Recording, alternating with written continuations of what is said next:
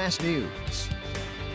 We begin tonight with developing news out of Springfield, where a man was arrested Monday night after police say he threw an axe at a police cruiser.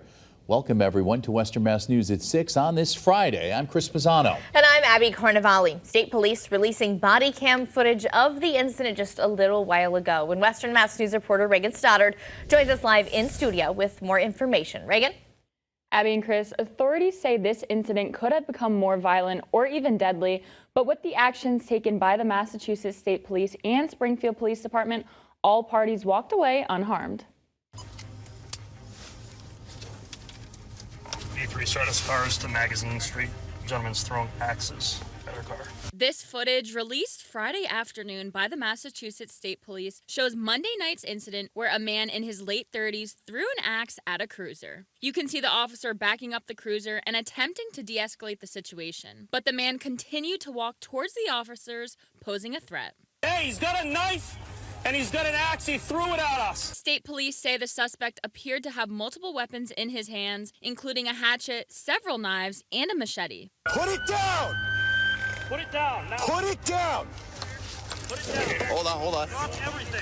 Put it all down! This was the scene when our Western Mass News crews arrived on scene Monday night. You can see one of the troopers picking up what appears to be the axe the suspect threw. Once in custody, the man continued what police call abnormal behavior. They say he expressed his interest in wanting to kill corrections officers and first responders. In a statement from the Massachusetts State Police, they say in part, quote, "Despite the grave danger posed by an armed, volatile individual, these troopers use their training and composure to achieve a safe resolution for the suspect, bystanders, and first responders."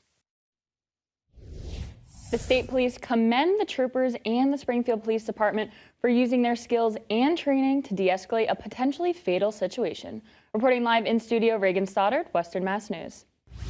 All right, Reagan, thank you for that live report. A vigil is being held tonight in Springfield for Yvette Torres, a homicide victim killed by serial killer Alfred Gaynor. The homicide happening in Springfield nearly 30 years ago. Western Mass News reporter Addie Patterson joining us now live from tonight's